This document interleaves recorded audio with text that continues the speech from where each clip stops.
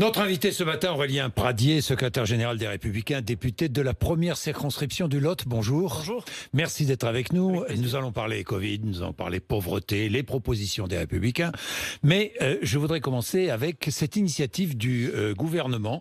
Le gouvernement qui veut instaurer le vote par anticipation pour la prochaine présidentielle. C'est quoi le vote par anticipation? Bon, c'est pas très compliqué, c'est-à-dire qu'on installe dans chaque chef-lieu de département une urne électronique et les électeurs qui sont en déplacement, par exemple, peuvent venir voter 6 jours avant le scrutin. Le dépouillement du vote sera fait le même jour que partout ailleurs en France. Vous y êtes opposé ou pas? Je n'y suis pas favorable. D'abord parce que personne n'a travaillé sur ce sujet. On a découvert cet amendement dans une nuit il y a quelques heures. Je ne comprends pas très bien comment on peut tester une disposition nouvelle électorale sur une élection présidentielle. Je veux bien qu'on essaie des modalités nouvelles de vote par anticipation, mais on ne teste pas sur une élection présidentielle, qui est une élection trop importante pour cela. Donc je pense qu'un peu de temps, un peu de test sur d'autres élections intermédiaires éviterait de se lancer dans le grand bain. On ne touche pas aux modalités électorales. Alors on essaie ça pour les régionales? Pourquoi pas l'essayer pour les régionales, mais je le redis, on ne teste pas sur une élection présidentielle. Et puis je vais vous dire, tout ce qui peut sortir du chapeau pour modifier des modalités électorales ne m'inspire jamais beaucoup de confiance. Oui, Aurélien Pradié, mais ça marche aux États-Unis, ça a marché récemment au Portugal, vous l'avez vu. Il se trouve que nous ne sommes ni les États-Unis, ni le Portugal, nous sommes la France. On ne change jamais rien en France? Je n'ai pas d'hostilité a priori. Je dis simplement qu'on ne peut pas tester une opération aussi importante. On a des vrais sujets sur les machines de vote qui ne fonctionnent pas parfaitement. Si on doit le tester, testons-le sur d'autres élections, pas sur l'élection majeure qui est l'élection présidentielle. Même si ça favorise la lutte contre l'abstention. Mais ce qui favorisera la lutte contre l'abstention, c'est pas le fait d'anticiper le vote d'une semaine, c'est le fait de revoir totalement notre vie démocratique et notre vie politique. Le mal, il est beaucoup plus profond que cela. Et puis je vais vous dire, au fond, moi je crois en l'idée que le vote, c'est aussi une forme de discipline. Que nous ayons le même jour dans notre pays une opération de vote, qu'il faille sacrifier un dimanche pour aller voter, je considère que ça fait aussi partie de la discipline démocratique. C'est pas rien d'aller voter. Et donc l'idée selon laquelle on pourrait plusieurs semaines avant, plusieurs jours avant aller voter, selon son confort personnel, ça ne me plaît pas. Moi je pense que le vote c'est un moment où on doit avoir une discipline et la fixation d'un jour contribue à cette discipline. Encore quelques mots sur la présidentielle de 2022. Les Républicains n'ont toujours pas de candidat officiel pour cette présidentielle. Alors, est-ce que ce sont les sondages qui vont départager les candidats potentiels, Aurélien Pradié? Ce sont les Français qui départageront les candidats potentiels. Nous allons trouver les modalités. Vous savez, nous sommes dans une période qui n'a jamais... Dépêchez-vous quand même. Hein, non, il n'y a pas le feu. Soyons calmes.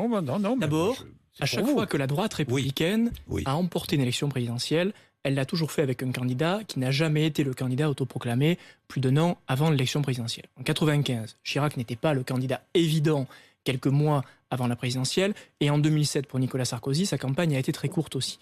Ce n'est pas le moment de commencer à pinailler sur nos modalités de sélection. Mais comment allez-vous faire pour sélectionner le candidat? Moi, je crois en une méthode qui a toujours existé, qui s'appelle la responsabilité politique. Lorsque plusieurs candidats de notre famille politique considérons qu'ils ont tous un talent génial pour être candidat à la présidentielle, mais constateront dans le même temps que certains ont beaucoup plus de chances de l'emporter que d'autres, je pense que les candidats qui ne feront pas la maille se rangeront derrière le ou la candidate qui fera la maille. C'est le principe de responsabilité. Moi, je ne crois pas aux primaires qui sont une forme d'intelligence artificielle de la politique. Je ne crois pas à ces machins-là. Il faudra être membre du Parti républicain d'une manière indispensable ou est-ce que vous pourriez adouber, je ne sais pas moi, quelqu'un qui n'est pas membre du Parti républicain? Les Républicains, c'est la famille gaulliste. C'est une grande famille du rassemblement de la droite et du centre. Et moi, je le crois.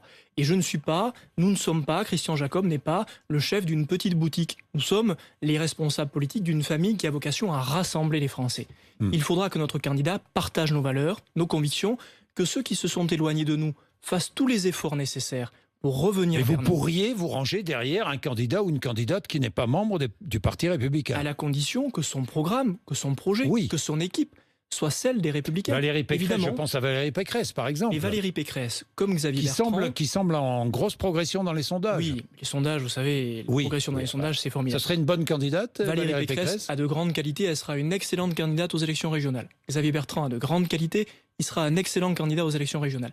Et nous verrons ensuite qui est peut-être le candidat, le meilleur candidat pour les présidentielles. Une chose après l'autre, soyez rassurés. Nous aurons un candidat et nous aurons un bon candidat pour rassembler les Français. Bien.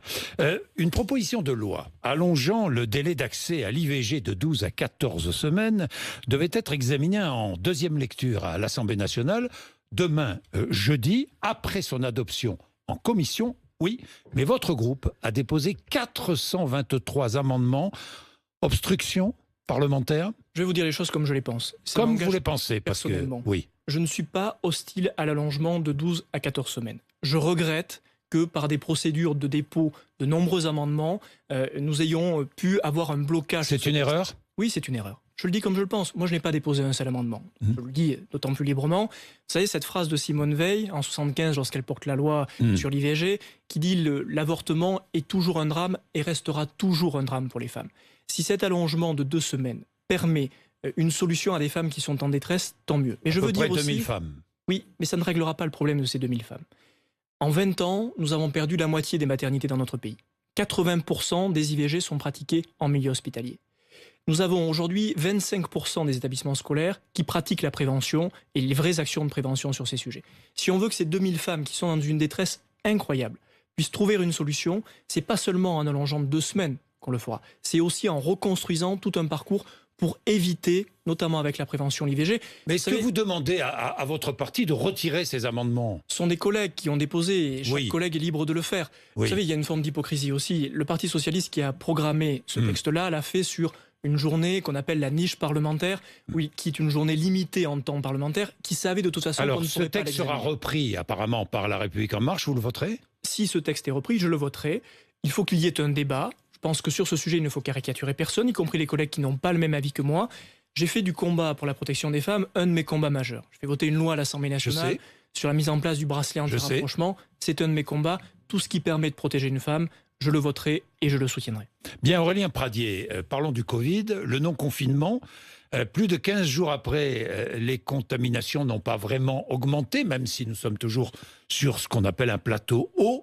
Emmanuel Macron a-t-il eu raison de ne pas reconfiner? J'étais tout à fait hostile à un nouveau confinement. Donc c'est pas parce que c'est Emmanuel Macron que je vais dire l'inverse. Je pense qu'il a bien fait de refuser. Oui, sur le refus d'un nouveau confinement. Ça n'enlève rien à toutes les erreurs qu'il a pu commettre par le passé et qu'il commettra sûrement à l'avenir encore. Mais attention à la mise en scène. Vous savez, cette espèce de mise en scène du président de la République, costaud, qui tient devant le comité scientifique, c'est tout à fait factice. Qui a créé le comité scientifique? C'est Emmanuel Macron. Qui a nommé le professeur Delfrécy? C'est Emmanuel Macron. Donc il y a un petit jeu entre lui et le comité scientifique, un faux rapport de force qui s'est installé. En tous les cas, les confinements ont des conséquences économiques, sociales, plus graves encore, je crois, que la propagation du virus. Imaginons, parce que les experts le disent, attention, au mois de mars, ça va reprendre, l'épidémie va reprendre. Il faudra confiner Tout ce qui peut être fait pour éviter le confinement, c'est une position personnelle. Tout sauf confinement. Oui, je le pense. Parce qu'aujourd'hui, nous mesurons les conséquences sociales et psychologiques du confinement. Et je ne voudrais pas que notre pays meure guéri. Des reconfinements locaux? Non, on ne peut pas appliquer, à mon sens, des reconfinements locaux qui n'ont pas d'opération. Pays font très bien. La Nouvelle-Zélande, l'Australie, le Vietnam et d'autres pays dans le monde. Nous sommes déjà incapables, quasiment incapables, de limiter l'accès à nos frontières. Comment voulez-vous qu'à l'intérieur même de notre pays, nous limitions les points de circulation? Ce qu'il faut, c'est que nous ayons des mesures qui aient du sens et qui soient supportables par les Français. Vous savez, cette question-là de est-ce que le confinement est supportable pour les Français, c'est pas une question à balayer du revers de la main. Moi, je vois aujourd'hui une situation sociale qui n'a jamais été aussi grave. Je vois une explosion de la précarité et de la pauvreté. 10 millions de nos concitoyens sont aujourd'hui en situation de pauvreté. Oui. Est-ce que cela, c'est pas aussi grave que la question sanitaire? Eh bien, je le crois. Bien, je vais vous en parler, mais auparavant, la vaccination, est-ce que vous êtes... Je crois que vous êtes favorable à l'instauration d'un passeport vaccinal. Ce serait peut-être pas un passeport vaccinal, mais un certificat de vaccination, par exemple numérisé, digitalisé? Non, je n'y suis pas particulièrement favorable. Ce que j'ai dit par le passé, c'est que j'étais favorable à l'idée selon laquelle, selon certains métiers, on puisse avoir une vaccination exigée. C'est ce qui existe déjà aujourd'hui. Des professionnels qui travaillent dans la petite enfance doivent avoir un certain nombre de vaccins obligatoires parce qu'ils sont exposés. Et donc je pense que pour ce qui est des métiers de la petite enfance, certains professionnels de santé, des métiers exposés, des métiers cibles, on doit pouvoir demander à ce qu'il y ait la vaccination obligatoire. Oui, et c'est ce qui existe déjà dans notre pays, Jean-Jacques Bourdin. Sur certains métiers, je ne souhaite pas la vaccination obligatoire généralisée, ce serait une erreur. La liberté est nécessaire, mais je dis que selon certains métiers, selon les voyages, aujourd'hui, quand vous vous déplacez dans certains pays, il y a la vaccination obligatoire. Que demain, ce soit la même chose Mais pour ceux qui rentrent dans le pays, l'été prochain, pour voyager en Europe, il faudra probablement un certificat de vaccination. Eh bien, ça ne me ou un pose... genre de passeport sanitaire. Eh bien, ça ne me pose aucun problème. Aucun problème. D'ailleurs, sur la Côte d'Azur, tous les professionnels du tourisme le demandent. Ça ne me pose aucune difficulté.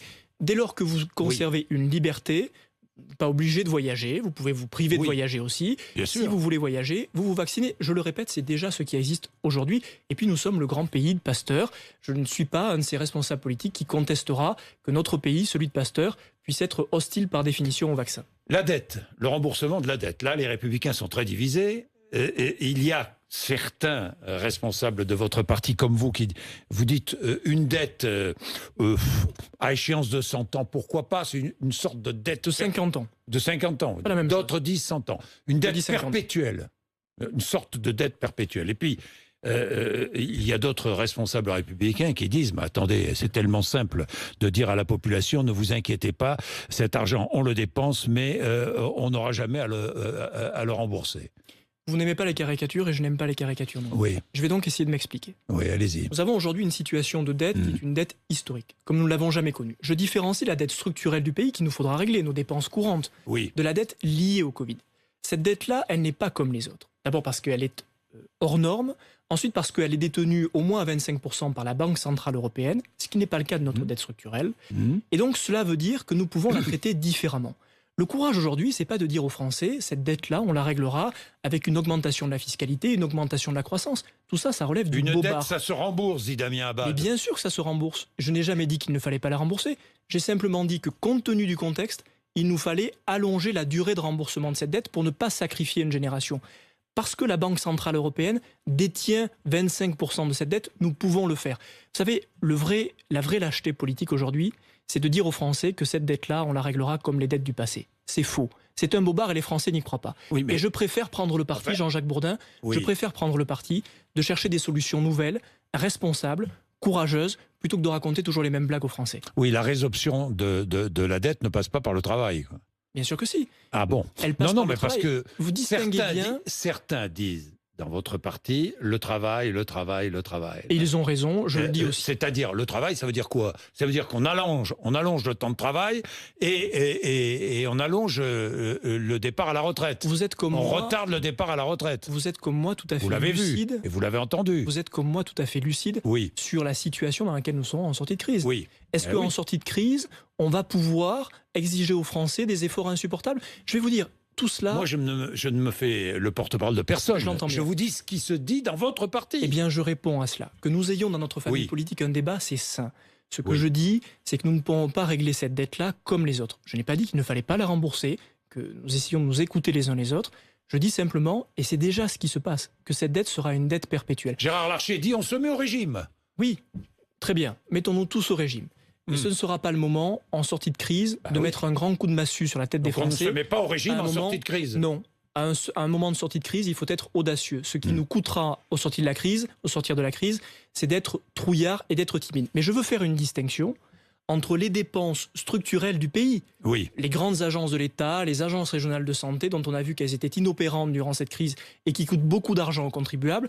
Faisons le ménage dans ces structures-là qui coûtent de l'argent public pour pas grand-chose, pour ne pas dire pour rien, et faisons en sorte de pouvoir lancer des grands investissements pour rebâtir notre pays en sortie de crise. Sinon, nous resterons en l'état de mort cérébrale de nombreuses années. Aurélien Pradier, 10 millions de Français, vous le disiez tout à l'heure, sous le seuil de pauvreté.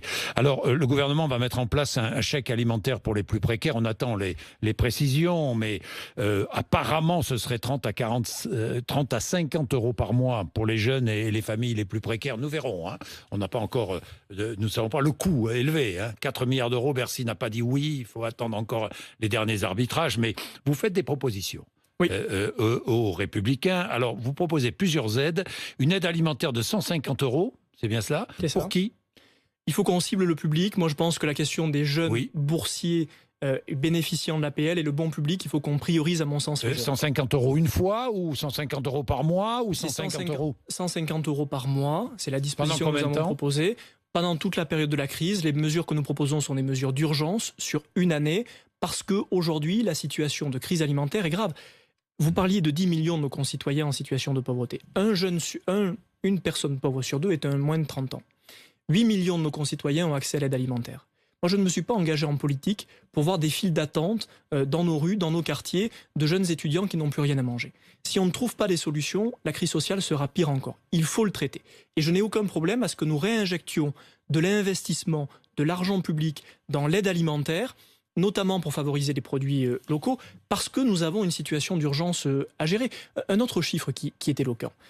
Nous avons 700 000 jeunes qui vont rentrer sur un marché du travail qui est dégradé comme il ne l'a jamais été. 300 000 de ces jeunes ont perdu leur petit job. Je ne parle pas des feignants, je parle de petits jobs qu'avaient ces étudiants qui cumulaient un bac plus 4 et un petit job dans un fast-food. Ces étudiants, ils ont perdu leur petit boulot. Il faut leur trouver une solution. Nous proposons de mettre en place 300 000 jobs pour la nation. De faire en sorte que ces étudiants qui ont perdu leur petit boulot puissent retrouver un petit boulot utile à la nation. Pendant combien de temps Nous le proposons pendant 1 année. Oui. Ces petits jobs seraient portés par l'État et par la collectivité. Ce seraient des jobs qui seraient utiles à la nation. Ces jeunes pourraient aller travailler dans des associations, notamment d'aide alimentaire.